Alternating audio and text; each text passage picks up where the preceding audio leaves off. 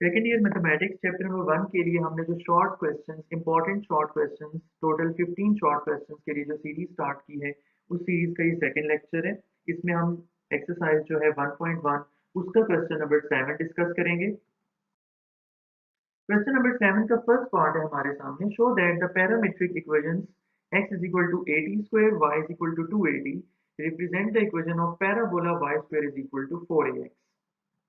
यहाँ पे देखें, पैरामीट्रिक इक्वेशंस कौन सी इक्वेशंस होती हैं? वो इक्वेशंस जिनके अंदर एक वेरिएबल कॉमन होता है, यानी यहाँ पे x डिपेंड कर रहा है t के ऊपर, y भी डिपेंड कर रहा है t के ऊपर, तो दोनों के अंदर जो है t वेरिएबल कॉमन आया।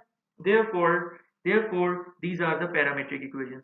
आपने वेरीफाई करना है कि ये दोनों इक्वेशंस इस पैराबोला की इक्वेशंस को रिप्रेजेंट करती है। इस क्वेश्चन को करने के दो मेथड्स हैं। नंबर 1, आप x और y दोनों की वैल्यू को पुट करो।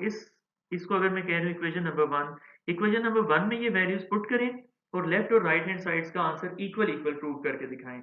सेकंड मेथड ये होगा कि जो कि ज्यादा वेल नोन और कॉमन मेथड है, मैं भी यही वाला करवाऊंगा कि दोनों इक्वेशंस के अंदर से जो कॉमन पैरामीटर है उसको आपने एलिमिनेट करना है। जब वो एलिमिनेट हो जाएगा तो resulting equation will be the equation number 1। तो हम यहाँ पे लिखते हैं कि कंसिडर जो गिवन इक्वेशंस हैं उनको हम मेंशन कर देते हैं। Consider y is equal to 280। ठीक है, अब यहाँ से हम t की वैल्यू कैलकुलेट कर लेते हैं और यहाँ से t की वैल्यू निकाल के हम इस इक्वेशन के अंदर पुट करेंगे। तो यहाँ से t कैसे निकालेंगे हम? ये 2a नीचे आके y के डिवाइड हो जाएगा, तो t की वैल्यू हमारे पास आ जाएगी, t will be equal to y divided by 2a। इसको हम कह देते हैं इक्वेशन नंबर 2। और ये हमारे पास, इसको हमें जरूरत नहीं है किसी इक्वेशन के साथ लेबल करने की। ये जो इक्वेशन है x is equal to a t square, इसको हम रिप्रेजेंट कर देते हैं, लेबल कर देते हैं एज इक्वेशन नंबर 1। तो यहाँ आगे अपनी वर्किंग का प्रोसीजर मेंशन कर देते हैं। Put equation number 2 in equation number 1। अब देखिए जरा, हम इक्वेशन नंबर 1 को लिखना स्टार्ट करते हैं। तो सबसे पहले आएगा x equality sign a t square. अब t नहीं आएगा बल्कि t की वैल्यू की स्क्वायर आएगा, t की वैल्यू का स्क्वायर आएगा। What is the value of t? y over 2a। तो इस t को हमने, इस वाले t को रिप्लेस कर दिया y बाई 2a के साथ। अब इसको जस्ट हमने सिंप्लीफाई करना है। अभी याद रखिएगा, फिलहाल इस सिचुएशन में कैंसिलेशन a की a के साथ रॉन्ग होगी। पहले आपने ब्रैकेट को सॉल्व करना है, स्क्वायर ओपन करना है, देन आपने कैंसिलेशन करनी है। तो y के ऊपर स्क्वायर आ जाएगा, नीचे 2 का स्क्वायर 4 एंड a का स्क्वायर। अब चूंकि ब्रैकेट सॉल्व हो चुकी, अलग-अलग स्क्वायर आ चुका, अब आप कैंसिलेशन कर सकते हैं। अब ये एक a इस एक a के साथ कैंसिल हो जाएगा, तो ये रिजल्ट बनेगा y square over 4a। After cross multiplication we shall get 4ax is equal to y square. फिर इसको अगर आप चाहें तो रीअरेंज करके सीधा करके लिख लें, y square is equal to 4ax which is the required result. आप देख सकते हैं हमें इसी इक्वेशन की डेरिवेशन करके दिखाना थी। सेम क्वेश्चन नंबर 7 का सेकंड पार्ट है। Show that the parametric equations x is equal to a cos theta and y is equal to b sin theta represent the equation of ellipse. ये जो parametric equations होती हैं इनको आपने जुबानी याद भी करना है, ये आपसे एमसीक्यूज में पूछी जाएंगी।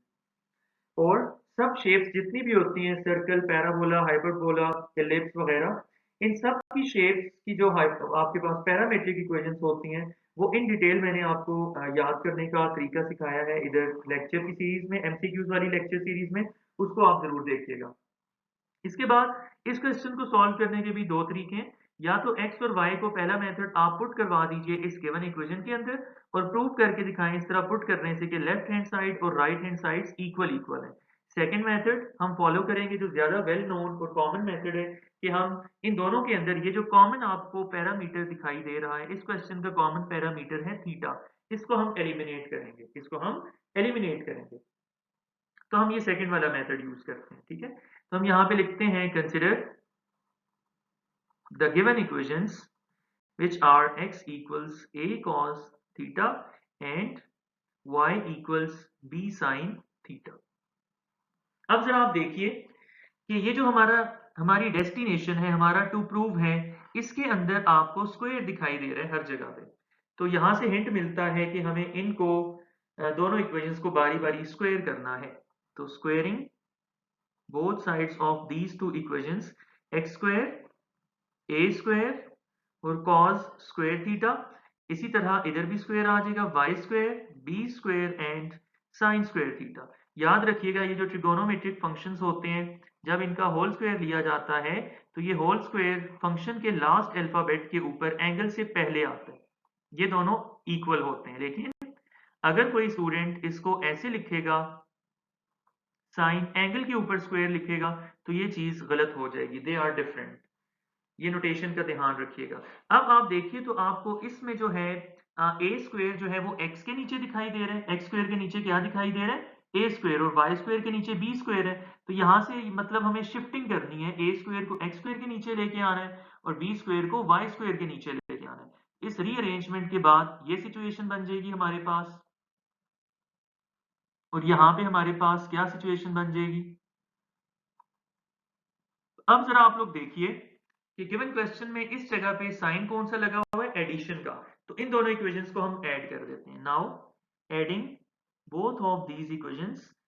देखें इक्वेशंस को कैसे ऐड करते हैं, यहां पे मैं रूल आपको सिखा देता हूं। अगर एक इक्वेशन हो a is equal to b, second equation हो c is equal to d, तो इनकी एडिशन के लिए लेफ्ट साइड को लेफ्ट हैंड साइड में ऐड किया जाता है और राइट हैंड साइड्स को एक दूसरे में ऐड किया जाता है। इसी तरह x square over a square will be added to y square over b square. अब आप देखिए इसको टू प्रूव के साथ कंपेयर करें तो आपको जो है फील हो जाएगा कि ये हमारे टू प्रूव की फॉर्म बन रही है आहिस्ता आहिस्ता। और राइट हैंड साइड में cos square theta will be added into sin square theta. अब आप लोग जानते हैं कि what is the value of cos square theta plus sin square theta. cos square theta plus sin square theta equals 1। तो right hand side में हम replace कर देते हैं 1 को, तो हमारे पास जो रिक्वायर्ड रिजल्ट है वो प्रूव हो जाएगा। यहाँ अगर आप साथ में रीजन भी मेंशन करके बता देते हैं तो एग्जामिनर और पेपर चेक करने वाले के ऊपर बहुत अच्छा आपका इंप्रेशन बनता है कि ये जो स्टूडेंट हैं जिनका मैं पेपर चेक कर रहा हूँ, इनका कंसेप्ट बहुत अच्छा है, फॉर्मूलाज के ऊपर स्ट्रॉन्ग ग्रिप है और ये बाकायदा रीजनिंग के साथ हर चीज लिख रहे हैं।